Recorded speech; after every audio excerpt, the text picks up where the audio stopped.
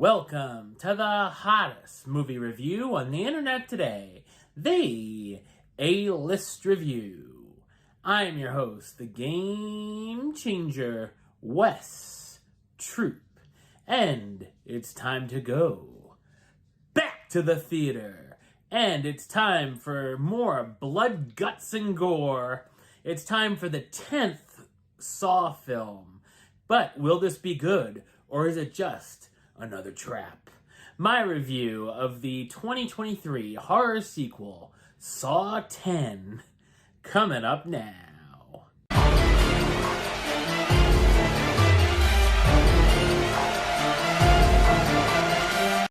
John Kramer is given a few more months to live due to his brain cancer diagnosis.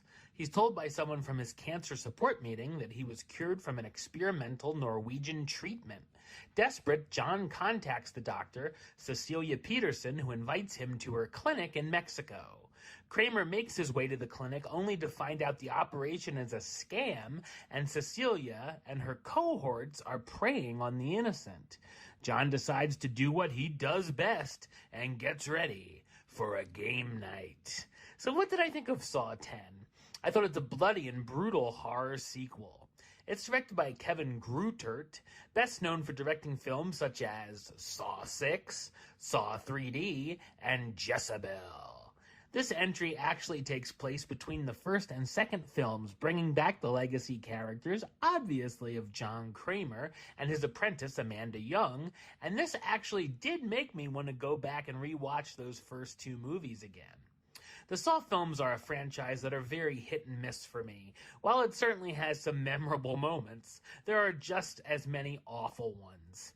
Surprisingly and thankfully, it's definitely one of the best of the sequels. It's one of the better looking films of the series too, and doesn't look as cheap or rushed as some of the other sequels when they were being cranked out every year. As you've come to expect, there are traps involved in the film, and the ones here are quite creative and made me cringe in a good way, dealing with limbs and other body parts, such as one of the characters' eyeballs. It's also obviously bloody and gory, and throws buckets of blood onto the screen. The story is actually interesting and gives us more of a straightforward entry, and not one with a twist of a twist of a twist that doesn't even make sense.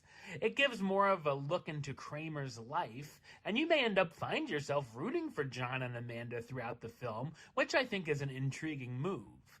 There's also more layers to the characters that are trapped in the game than the victims normally have. Of course, as most films that have prequels go, if you've seen Saw 2, you already know what the outcome here is, but it still works. It, of course, does have a few of the usual horror tropes and cliches, as well as a couple of cheesy setups. The runtime is a little long, clocking in at almost 2 hours. There's some moments that could have easily been left on the cutting room floor, and there's a little too much hand-holding for the audience, showing us things that are obvious. There is a post-credit scene as well that's worth sticking around for.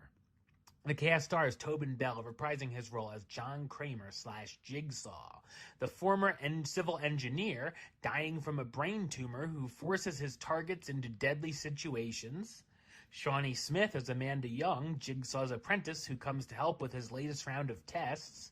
And Sinov Makodi Lund as Cecilia Pearson, the doctor who's the head of the scam John falls victim to. Saw 10 is filled with the blood and guts that you'd expect, but it's better than I thought it would be, with a decent story and a sense of humor for a 10th entry. Number-wise, I'm going to give it a 7 out of 10, which gives it the A-list rating of Do It. Alright, well that's the show. I'll be back with another review very soon. But until then, don't forget to comment, like, and subscribe right here on YouTube. youtube.com/westside515.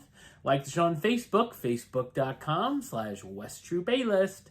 And of course, you can follow me on the X, the Instagram, and Letterboxd at WesAlist. Until next time, Troop out.